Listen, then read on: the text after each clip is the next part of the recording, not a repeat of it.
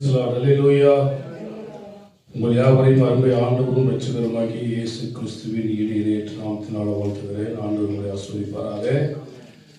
ஏசாயா தீர்க்கதரிசன புஸ்தகம் 54வது அதிகாரம் 8வது வசனம். அற்ப காலம் உண்ட கோபத்தினால் என் முகத்தை இமைப்பொழுது உனக்கு மறைத்தேன். ஆனாலும் நித்திய கிருபையுடன் உனக்கு இறங்குவேன் என்று கர்த்தராகிய உன் மீட்பர் சொல்லுகிறார். Praise Lord. Praise Lord. Praise Lord. தகுதி இல்லாத ஒரு மனிதனுக்கு கொடுக்கப்படுவதற்கு பெயர் கிருபை. அப்படி அந்த கிருபை பெற்றவன் தான் யாரு? எப்ராயிம். எப்ராயிம் என்றால் என்ன அர்த்தம்? பெருக்கம், பெருக்கம், பெருகுதல். ஆனா எரேமியால 31வது அதிகாரம் 20வது வசனத்துல நாம் வாசிக்கும் பொழுது அந்த வசனம் என்ன சொல்கிறது? எப்ராயிம் எனக்கு அருமையான குமாரன் அல்லவா, அவன் எனக்கு பிரியமான பிள்ளை அல்லவோ, அவனுக்கு விரோதமாய் பேசினது முதல் அவனை நினைத்துக் கொண்டே இருக்கிறேன். ஆகையால் என் உள்ளம் அவனுக்காக கொதிக்கிறது. அவனுக்கு உருக்கமாய் இறங்குவேன் என்று கர்த்தர் சொல்லுகிறார். அவனை நினைக்கும் பொழுது என் இதயம் என்ன பண்ணுது? கொதிக்குது. அவனை நினைக்கும் பொழுது ஆண்டவர் என்ன பண்றாரு? குழம்பி விடுகிறார். ஏன் குழம்பி விடுகிறாரு? எப்ராயிம் அந்நிய ஜாதியோடு கலந்துருக்கிறான். ஏன் குழம்புறாரு? எப்ராயிம் விக்கிரகத்தோடு கலந்துருக்கிறான். ஏன் குழம்புறாரு? எப்ராயிம் திருப்பி போடாத. ஏன் குழம்புறாரு? எப்ராயிம் பேதையான புறா. இதான பார்த்தோம். வேறதாயும் பார்த்தோமா? கிடையாது. கடல்ல இருக்கும் சுறா மேல பிறக்கும் புறா. நம்ம வாழ்க்கையில புறாவா இருந்தாலும் சரி, சுறாவா இருந்தாலும் சரி, தேவன் நம்மோடு இருக்க வேண்டும். இன்று ஒரு வார்த்தையை தெரிவிக்கலாம். ஓசியா 7வது அதிகாரம் 16வது வசனம். திரும்புகிறார்கள் ஆனாலும் உன்னதமானவரிடத்துக்கு அல்ல. எல்லாமே திரும்புறாங்க தான், மனம் திரும்புறாங்க தான். மோசம் போகிற வில்லை போல் இருக்கிறார்கள். புரியுதா? எல்லாரும் திரும்புகிறார்கள். அவர்களுடைய அதிபதிகள் தங்கள் நாவினுடைய உக்கிரத்தின் நிமித்தம் பட்டயத்தில் விழுவார்கள். ரைட். கழுவப்பட்டதான பன்றி அது அங்கதான் போகுமா? நாயை குளிப்பாட்டி நடு வீட்டுல வச்சாலும் அது வேற ஏதாவது செய்யுமா? அது போல சிலர் திரும்புகிறார்கள், ஆனாலும் உன்னதமானவரிடத்திற்கு அல்ல. அவர்கள் யாரை போல இருக்கிறார்களாம்? மோசம் போக்கும் வில்லை போன்றவர்கள். யார் இந்த மோசம் போக்கு வில்லை போன்றவர்கள் என்றால் இந்த ஜனங்களை குறிக்கிறது, இஸ்ரவேல் ஜனங்களை குறிக்கிறது. அதுல குறிப்பா எப்ராயிம் எப்படி இருக்கிறானா? மோசம் போக்கும் வில்லை போன்றவன். வித்தையில் வல்லவன் என்றதான காரியங்களிலே பார்த்தோம். வில் வித்தையில் வல்லவன். யாரவன்? ஏசா. அந்த வல்லவன் சப்ஜெக்ட்ல யாரெல்லாம் வல்லவன், எதில் வல்லவன் என்பதை நம்ம பார்த்தோம். அதுல 2 பேரை மாத்திரம் தான் நான் பிரசங்கம் பண்ணல. மிச்ச அத்தனை பேரையும் பிரசங்கம் பண்ணியிருக்கிறோம். இவன் யாராக இருக்கிறான்? மோசம் போக்குகிறதான வில்லு. வில் எதனால் செய்வார்கள் என்று சொன்னால் மரத்தினாலோ அல்லது இரும்பினாலோ செய்வார்கள். இப்படி செய்து இந்த வில் என்பது யுத்த கருவிகளில் ஒன்று. என்ன கருவி? பார்த்திருக்கிறீங்களா? சண்டைக்கு முற்காலங்களிலே என்ன கொண்டு போவாங்க? ஒருத்தர் கேட்டாரு, வாத்தியார் கேட்டாரு, வில்ல உடைச்சது யாரு? சத்தியமா நான் உடைக்கல சார். ராமாயணத்தில் உடைச்சது யாரு? ராமர். கேள்விக்கு நான் உடைக்கல சார், என்ன விட்டுருங்க சார். இது மோசம் போக்குறதான வில். மோசம் போக்குறதான வில் அப்படி என்றால் அந்த வில்லிலே எந்த அளவுக்கு நான் ஏற்றப்படுகிறதோ புரியுதா உங்களுக்கு? அப்பொழுது தான் அதனுடைய கிரிப் இருக்கும். அப்பதான் லக்க நோக்கி அடிக்கும். அப்பதான் அந்த குறி தவறாமல் இருக்கும். இது என்ன வில்லு? மோசம் போக்குற வில்லு. நான் ஏற்றினாலும் நான் ஏறாது, நான் ஏற்றினாலும் லூசா இருக்கும். குறிக்கி கரெக்டா வைக்க முடியாது. நம்ம இடத்துக்கு ஒப்ப அது இடத்துக்கு போய் அடிக்கும். இதுக்கு பெயர் என்னது? எப்படி கை விடுவேன். இந்த எப்ராஹிமை பார்த்து ஆண்டவர் மனதுகிறாரு. எப்ராஹிமே, மோசம் போக்குறதான வில்லே, திருப்பி போடாத அப்பமே, விக்கிரகத்தோடு கலந்தவனே, அந்நியரோடு கலந்திருக்கிறவனே, பேதையான புறாவே, உன்னை எப்படி. இதெல்லாம் யாருக்கு சொல்றாரு? நம்ம ஒவ்வொருவருக்கும் சொல்றாரு. புரிஞ்சுக்கணும். நம்ம விக்கிரகத்தோடு கலந்துருக்கிறோமா? அந்நிய ஜனத்தோட கலந்துருக்கிறோமா? திருப்பி போடாத அப்பமா இருக்கிறோமா? பேதையான புறாவா இருக்கிறோமா? மோசம் போக்குறதான வில்லை போன்று இருக்கிறோமா? மதில் மேல் இருக்கிறதான புனையாக்கப்பட்டது எந்த பக்கம் குதிக்கும் எந்த கும்மனால ஜட்ஜ்மெண்ட் பண்ண முடியாது. அதே போல எப்ராஹிம் ஆண்டவருக்குள்ள இருக்கிறானா புறஜாதிகளுக்குள்ள இருக்கிறானா என்பதை என்ன பண்ண முடியாது, கன்ஃபார்ம் பண்ண முடியாது. அதனால தான் ஆண்டவர் சொல்றாரு, அவனை நினைக்கும் பொழுது நான் குழம்புகிறேன். ஆண்டவரையே குழப்பக்கூடிய அளவுல ஒருத்தர் இருப்பான்னு சொன்னவன் யாரு? ஆண்டவருடைய இதயத்தை துடிக்க வச்சிருக்கிற ஒருத்தர் இருப்பான். அவன் யாரு? நம்ம இதயத்தை அவர் துடிக்க வைக்கிறாரு. ஆனா அவர் இதயத்தையே இவன் துடிக்க வச்சுட்டான். மனம் பதறுது. நான் நம்பி இருந்தனே, இவனா இப்படி பண்ணிட்டான். சிலர்லாம் பாருங்க, சில காரியங்கள் பண்ணிடுவாங்க, நம்மளால நம்பவே முடியாது. இந்த பிள்ளையா இப்படி பண்ணிடுச்சு. இல்ல, செல்போனை பார்க்க வேணாம் அப்பா சத்தம் போட்டுருக்கிறாரு. பிள்ளைங்க கேட்கல. 3 பிள்ளைங்க ஒன்னா மாடிலிருந்து குதிச்சு செத்து போச்சு, வம்சமே அழிஞ்சு போச்சு. அப்ப தகப்பனுடைய காரியங்கள் சொல்ல வேண்டியது கேட்கல. மோசம் போக்கும் வில். நீங்க என்ன புத்தகத்துல வாசித்தால், ராஜாக்கள் புத்தகத்தெல்லாம், ஒருவன் தான் அறியாமல் ஒரு அம்பை நானேற்றி விடுமா, அது போய் எதிர்பாராத விதமா எதிரியை போய் கொன்றும். அவனை வெறும் நினைக்கல. அப்ப தேவரீர் சகலத்தையும் செய்ய வல்லவர், நீ செய்ய நினைத்தது ஒன்றும் தடைபடாது. அவன் நினைக்கலங்க. அதனால தேடி கொஞ்சம் கண்டுபிடிங்க. அவன் நினைக்கல நான் அவனை அம்பையிலே அவனை கொல்லுவேன் அப்படின்னு நினைக்கல. அவனே திடீர்னு யதார்த்தமா இருக்கிறான், நான் எத்துறான், விடுறான், கரெக்டா போய் அவனை அடிச்சு கொள்ளுது. அவனை அறியாமல் அவனை கொன்றான் என்று அது சொல்லுது. இப்ப எப்ராஹிம் மோசம் போக்குறதான வில். நம்ம கிட்ட எல்லாம் அன்பு இருக்கணும். என்ன இருக்கக்கூடாது? அம்பு இருக்கக்கூடாது.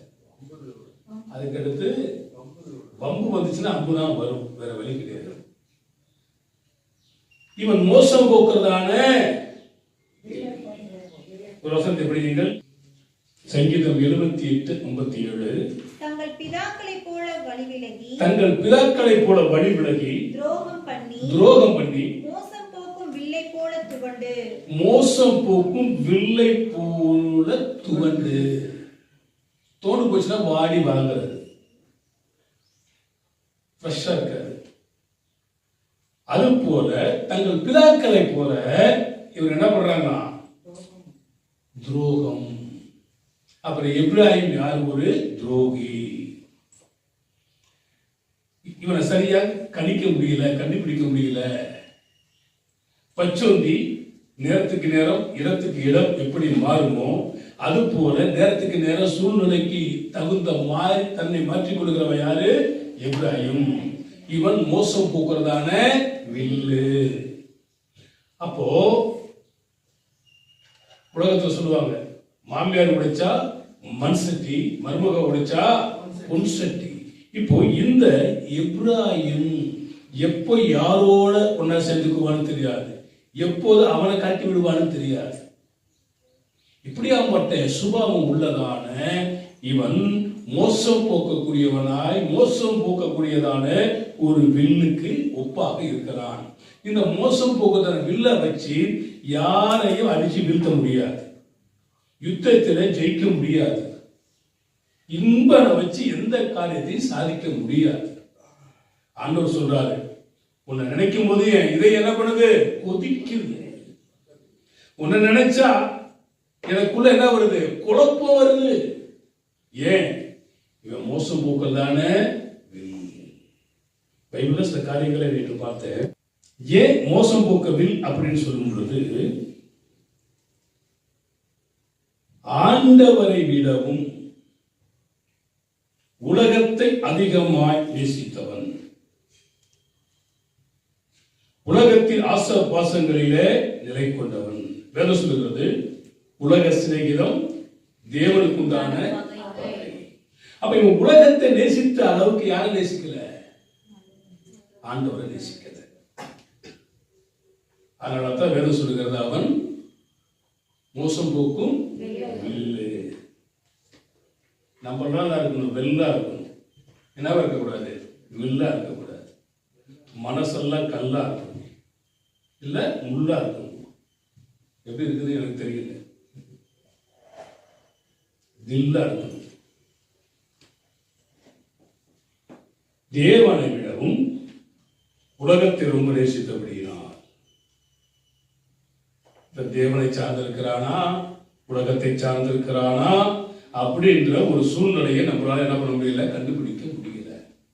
ஆனாலும் அவனை எப்படி நான் கைவிடுவேன்? அதைத்தான் நான் இந்த வார்த்தையை நான் தியானிக்கிறேன். யார் அவன்? கடைசியோட லைஃப் என்ன ஆச்சு?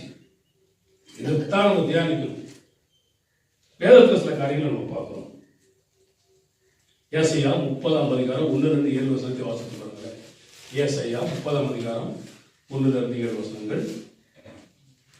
பாவத்தோட பாவத்தை கூட்டும்படி, பாவத்தோடு பாவத்தை கூட்டும்படி என்னை அல்லாமல் ஆலோசனை பண்ணி, என்னை இல்லாமல் ஆலோசனை பண்ணி, என் ஆவியை அல்லாமல், என் ஆவியை அல்லாமல் தங்களை மூடிக்கொள்ள பார்க்கிறவர்களும், தங்களை மூடிக்கொள்ள பார்க்கிறவர்களும், என் வாக்கை கேளாமல், என் வாக்கை கேளாமல், பார்வோனின் பலத்தினாலே, பார்வோனின் பலத்தினாலே தளக்கவும், எகிப்தின் நிழலிலே ஒதுங்கவும், எகிப்தின் நிழலிலே ஒதுங்கவும் வேண்டும் என்று எகிப்துக்கு போகிறவர்களுமாகிய, எகிப்துக்கு போகிறவர்களுமாகிய முரட்டாட்டம் உள்ள புத்திரருக்கு ஐயோ, முரட்டாட்டம் உள்ள புத்திரருக்கு ஐயோ என்று கர்த்தர் சொல்லுகிறார். எகிப்தை நம்பி போறாங்க.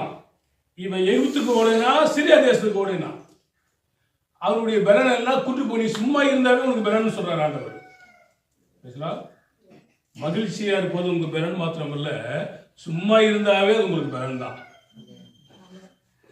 சும்மா இருக்கிறது என்ன, கண்டதையும் போட்டு குழப்பிக்க கூடாது. பாட்டு கூட பாடுறாரு, எதை நினைத்தும் நீ கலங்காதே மகனே, யெகோவா தேவன் எல்லாம் பார்த்து கொள்வா. யெகோவா தேவன் எல்லாம் என்ன வில்லு? மோசம் போக்கு. ராமாயணத்துல சகுனின்னு ஒன்று இருக்கிறாங்க. அந்த அம்மா சில காரியங்கள் சொன்னதுனால தான் பிரச்சனை வந்துச்சு.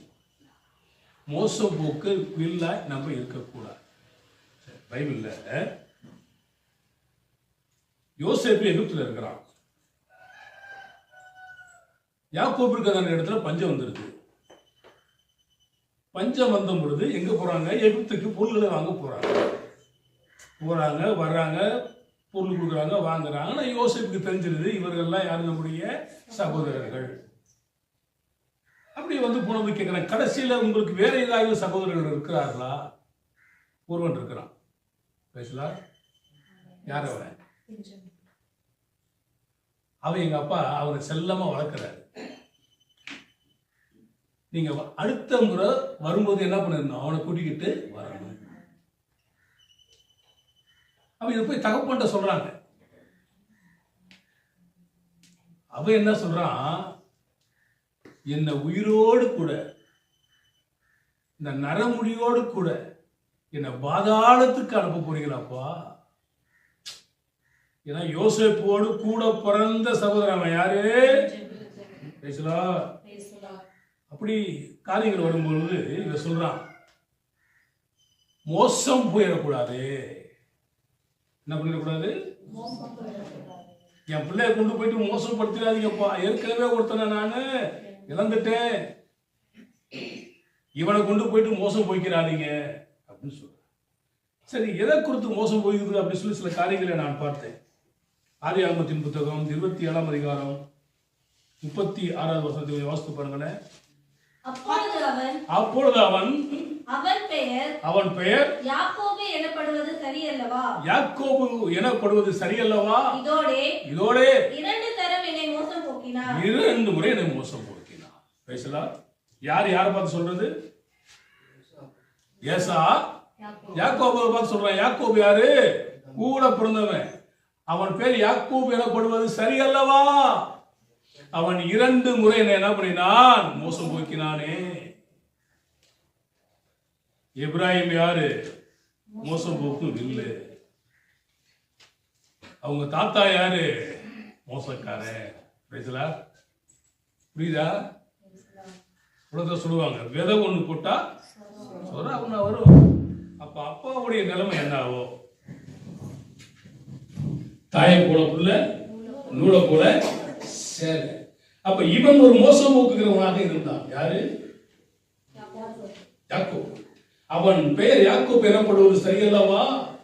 2 முறை என்ன பண்ணினான்? மோசம் போக்கினான். எப்பொழுது மோசம் போக்கினான்?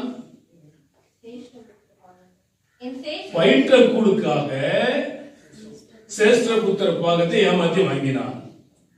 2வது தலைச்சன் பிள்ளைகளுடைய ஆசீர்வாதத்தை ஏசா போல வேஷம் போட்டு போய் என்ன பண்ணினான்? அபகரித்துக் கொண்டான். இவனை இதுக்கு மேல உயிரோடு விடுவது நல்லதல்ல, அவனை கொன்று விட வேண்டும் என்று சொல்லி இவன் ஒரு முடிவுக்கு வந்தான். அப்பொழுதுதான் அவன் எங்க ஓடுறான்? தாயினுடைய துறையப்ப வைத்து தன்னுடைய மாமா வீட்டுக்கு ஓடி போகிறான். அங்கே போய் திருமணம் பண்ணி ஒரு ஏறக்குறைய 21 வருடங்கள் கழித்து அவன் வருகிறான். இவன் என்னை 2 தரம் மோசம் போக்கினானே. இன்னொரு வசனத்தை வாசித்து பாருங்கள். 1 சாமுவேல் 28:12. அந்த ஸ்திரீ சாமுவேலை கண்ட மாத்திரத்தில் மகா சத்தமாய் கூப்பிட்டு சவுலை நோக்கி, ஏன் என்னை மோசம் போக்கினீர்? நீதான் சவுலாச்சே என்றார். பேசலாம். இப்போ ஒரு குறி சொல்லுகிறதான பெண் சாமுவேலை பார்த்ததும் பயந்துட்டான். சாமுவேல் உயிரோட இருக்கிறார். சாமுவேல் செத்து அடக்கம் பண்ணப்பட்டான். இப்ப ராஜாவா நான் இருப்பனா இருக்க மாட்டானான்னு சொல்லி செத்து போனதான சாமுவேல குறி கேட்கிற பொண்ணு நிமித்தமாக என்ன பண்ணினா தட்டி எழுப்பி கேட்கிற பொழுது சாமுவேலை பார்த்த பொழுது இவர் கலக்கம் அடைந்து, என்னை ஏன் மோசம் போக்கினாய்? நீ சவுலாச்சே.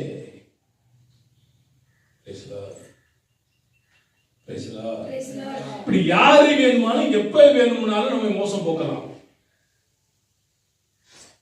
இப்ராஹிம் மோசம் போக்கும் இல்லை. அவனை எதை வச்சு கணிக்க முடியாது. அதுக்கு அடுத்து ஒரு வசனத்தை நீங்க வாசித்து பார்த்தார். நீதிமொழிகள் 10ஆம் அதிகாரம் 17வது வசனம். புத்திமதிகளை காத்துக் கொள்கிறவன் ஜீவ வழியில் இருக்கிறான். தண்டனையை வெறுக்கிறவனோ மோசம் போகிறான். சில சமயத்திலே பரிசுத்த ஆவியானவர் நம்மை கண்டித்து உணர்த்துவார். அப்படி கண்டித்து உணர்த்தும் பொழுது சில சமயத்தில் நம்ம அதை புரிந்து கொண்டு நடப்போம் என்று சொன்னால் மோசம் போகாது இருப்போம். அந்த காரியங்களை நாம் அலட்சியம் பண்ணிவிட்டு நம்ம பெரிய ஞானின்னு காமிச்சுக்கிட்டோம்னா நம்ம மோசம் போயிடுவோம். புத்திமதிகளை வெறுக்கிறவன், தண்டனைகளை ஏற்றுக்கொள்ளாதவன் மோசம் போகிறான். நாமும் சில சமயங்களிலே ஆலோசனைகளை தள்ளி கர்த்தர் கொடுத்ததான தண்டனைகளை எல்லாம் உதாசீனப்படுத்திட்டு நம்ம யாரா மாறிட்டோம்? மோசம் போகிறவர்களாய் மாறிட்டோம். எரேமியா 9:4 நீங்கள் அவனவன் தன் தன் சிநேகிதனுக்கு எச்சரிக்கையா இருங்கள். எந்த சகோதரனுடனும் நம்பாதிருங்கள். எந்த சகோதரனும் மோசம் பண்ணுகிறான். எந்த சிநேகிதனும் தூற்றி திரிகிறான். எந்த சகோதரன் நம்பாதீங்க. கூட பிறந்த சகோதரன் கூட நம்பாதீங்க. அதுக்கு உதாரணம் நம்ம பார்த்தோம். யாரு? யாக்கோபு ஏசா. கூட பிறந்தவனை என்ன பண்றான்? குழி தோன்றான். வேதம் சொல்கிறது எந்த சகோதரனையும் நம்பாதீர்கள். எல்லாரும் என்ன பண்றான்? தூற்றி திரிகிறவனாக இருக்கிறான். எல்லா நண்பர்களும் எந்த சகோதரனும் மோசம் போக்குகிறவனாக இருக்கிறான். நம்ம நினைச்சுட்டு இருப்போம் ரொம்ப நல்லவன், என் உயிரினும் மேலாம நினைச்சிட்டு இருப்போம். அதுக்குதான் அந்த கரடி வரும்பொழுது சொன்னாங்க, உயிர் நண்பனை விட்டு விட்டு மரத்து மேலே ஏறிக்கிட்டான். உண்மைதானா? இவன் செத்தவன் போல மூச்சு அடைச்சு அப்படியே இருந்தான். கரடி செத்து போனதை தொடாதான். கீழே இறங்கி வந்து கேட்ட பொழுது கரடி என்னடா சொல்லிச்சு? மேலே இருக்கிறவனை நம்பாதன்னு சொல்லிச்சான். ஏன்னா எந்த சகோதரனும் மோசம் போக்குகிறவன். மோசம் போல போக்குகிறபடினால்தான் இளையகுமாரனுடைய சொத்துக்களை எல்லாம் பறித்துக் கொண்டு அவனுக்கு சாப்பிடுவதற்கு ஒன்றும் இல்லாத நிலைமையில அவனை விட்டுட்டு எல்லாம் ஓடி போயிட்டான். மோசம் போக்குறபடினால்தான் யோசேப்பை தூக்கி என்ன பண்ணினாங்க? குழியில போட்டார்கள். என் அப்பம் புசித்தவனும் என் பந்தியில அமர்ந்திருந்தவனும் என் பேர் என்ன பண்றான்? புதிக்காலை தூக்குகிறான். யார்? நீயே அவன். எனவே எந்த சகோதரனையும் நம்பாதீர்கள், அவன் மோசம் போக்குகிறவனாக இருக்கிறான். எரேமியா 49:16. கண்மலை வெடிப்புகளில் வாசம் பண்ணி மேடுகளின் உச்சியை பிடித்திருக்கிறவனே, உன்னால் உன் பயங்கரமும் உன் இருதயத்தின் அகந்தையும் உன்னை மோசம் போக்கிற்று. இந்த இருதயத்துல சில சமயத்துல அகந்த வரும், ஆணவம் வரும், பெருமை வரும். இது யாரை பத்தி சொல்லப்பட்டிருக்கிறது? விழுந்து போனவனை பற்றி சொல்லப்பட்டிருக்கிறது. இதே போலத்தான் நேபுகாத்நேச்சார் நேச்சார் கூட அந்த பாபிலோன் மாளிகையில இருந்துகிட்டு, இது என்னுடைய பெயர் பிரஸ்தாபத்துக்காக நான் கட்டினதான மகா பெரிய பாபிலோன் அல்லவா என்று சொல்லி தன்னுடைய இருதயங்களில் அவன் நினைக்கும் பொழுது கீழே விழுந்து மாட்டை போல் பிள்ளை தின்கிறவனாய் மாறினான் 7 வருடங்கள். அவன் புத்தி அவனுக்கு திரும்பி வந்தது. அதை நான் படிச்சும் போது எனக்கு ரொம்ப இதா இருக்குது. அவன் புத்தி அவனுக்கு அறிவும் புத்தியும் நாவின் அதிகாரத்தில் இருக்கிறது. அந்த புத்தி திரும்பி வந்துச்சு. திரும்பி வந்த போதுதான் சொல்றான், இவர்கள் ஆராதிக்கிறதான தெய்வத்தை தவிர வேற தேவனை யாராகிலும் ஆராதிக்க கூடாது. இவரை போல் ஜீவனுள்ள தேவன் இந்த உலகத்தில் இல்லை. புத்தி திரும்பி வருது. இந்த இருதய மேட்டிமை நிமித்தமாக மோசம் போய் விடுகிறோம். சில சமயம் அந்த இருதயம் கிற்குள்ளது மகா கேடுள்ளதுமாக இருக்கிறது. இந்த இருதயத்தை விட தேவன் பெரியவராக இருந்து நம்ம நியாயத்தில் கொண்டு வந்து நிறுத்துவார். எனவே உலகத்தை கூட சொல்றான், 2 மன வேண்டும் இறைவனிடம் கேட்டேன், நினைத்து வாழ ஒன்று, மறந்து வாழ ஒன்று. இப்ப இவன் நினைச்சு வாழறானா மறந்து வாழ்றான்னு சொல்லி நினைக்கிறதுக்கே ஆண்டவர் குழம்புகிறார். இல்லையா? நம்ம நினைக்கிறானா இல்லையா? ஆண்டவரே அப்படிமா அட போய் அப்பா நான் உன்னதான் அப்படி மாதிரி பண்ணிடுச்சிருவோம். யாரு? உன்னை எப்படி நான் கைவிடுவேன்? இது தாங்க எனக்கு புரியல. இவ்வளவு வேலை செய்யறவன ஒரே நாள்ல வஸ்தியை தூக்கிட்டு எஸ்தர் வந்தாரா இல்லையா? சவுலை எடுத்துட்டு தானியேலை கொண்டு வந்தாரா இல்லையா? அதே போல எப்ராஹிமை தூக்கிட்டு வேற யாராவது கொண்டு வரலாமா இல்லையா? மாட்டேங்கிறாரு. என்ன சொல்றாரு? உன்னை நான் எப்படிப்பா மறப்பேன்? உன்னை நினைச்சா இது என்ன பண்ணுது? உன்னை நினைச்சா நானே குழம்பிடுறேன்றாரு.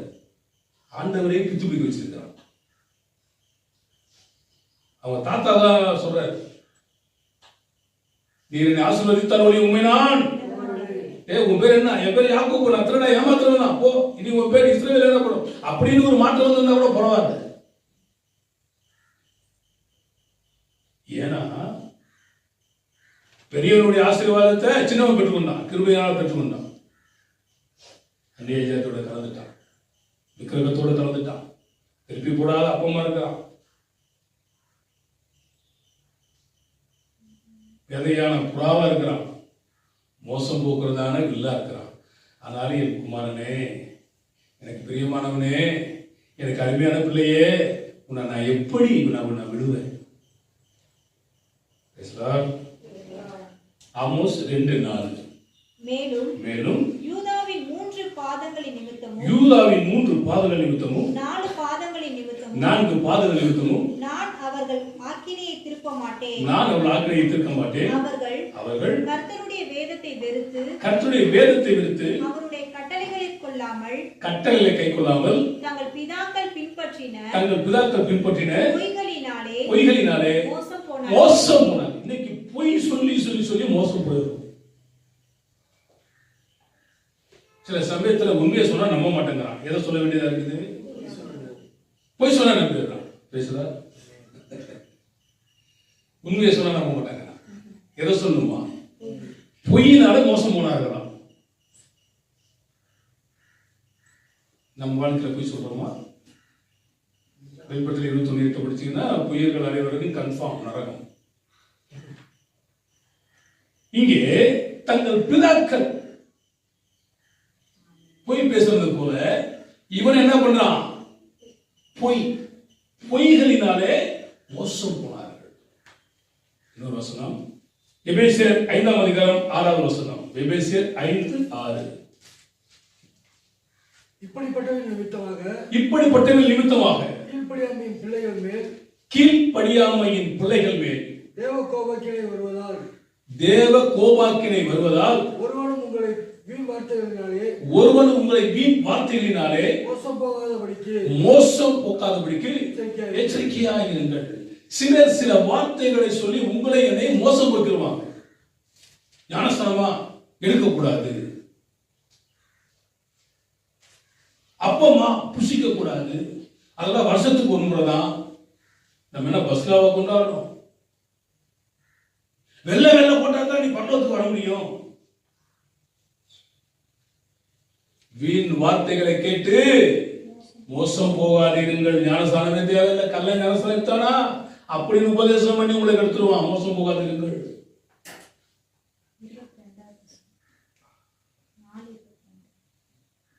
வீண் வார்த்தைகளினால் மோசம் போகாதீர்கள்.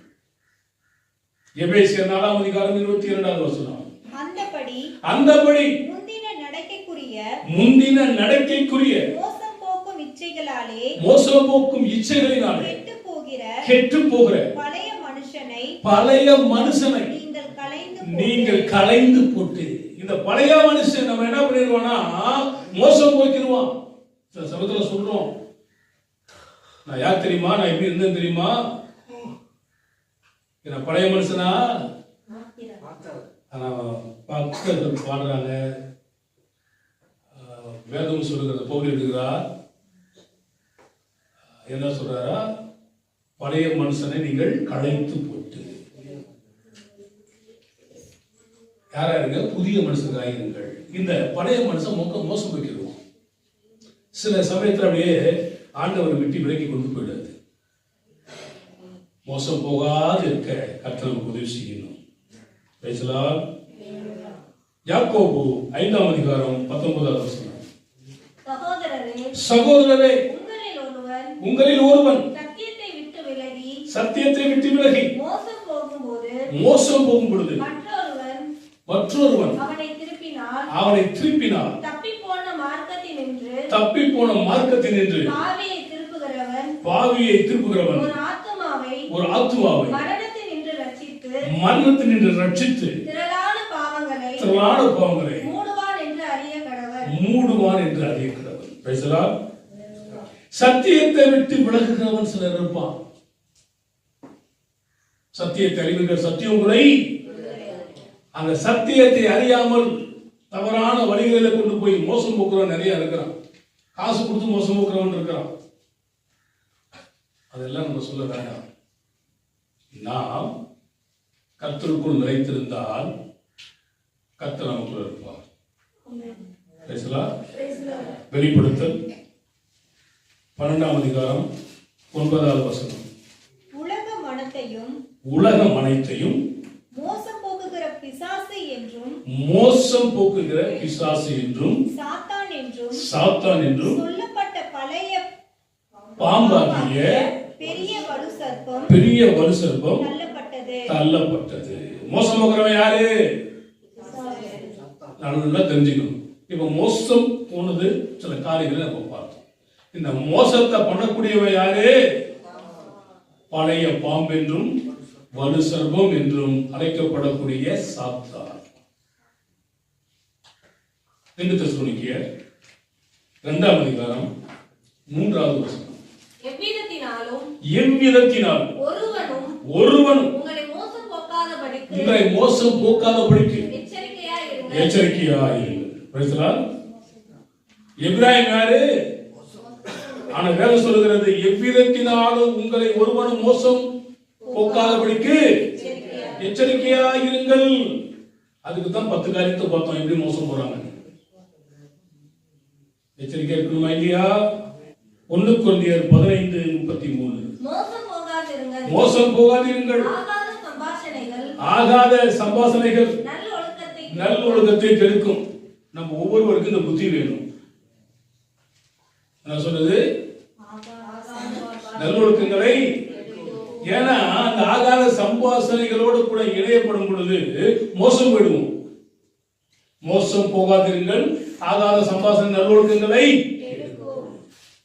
மோசம் போகக்கூடாது என்று தேவன் விரும்புகிறார். கலாத்தியர் 6:7. மோசம் போகாதிருங்கள். தேவன் தம்மை பரியாசம் பண்ண விட்டா மனுஷன் எதை விதைக்கிறானோ அதையே அறுப்பான். நம்ம மோசம் போக வேண்டாம் என்று சொல்லி அவர் விரும்புகிறார். யாக்கோபு 1ஆம் அதிகாரம் 16வது வசனம். என் பிரியமான சகோதரரே மோசம் போகாதிருங்கள். என் பிரியமான சகோதரனே சகோதரியே மோசம் போகாதிருங்கள். இப்ராஹிம் யாரு? மோசம் போகவில்லை. எனவே நம்ம இத்தனை காரியங்களை பார்த்திருக்கிறோம். நாமும் மோசம் போகாமல் இருக்க கர்த்தர் உதவி செய்யட்டும். அப்படியே தேவ சமூகத்தில் எழும்பி நின்று பரலோகத்தின் தேவனை பார்த்து தோத்தரித்து ஜெபிப்போம்.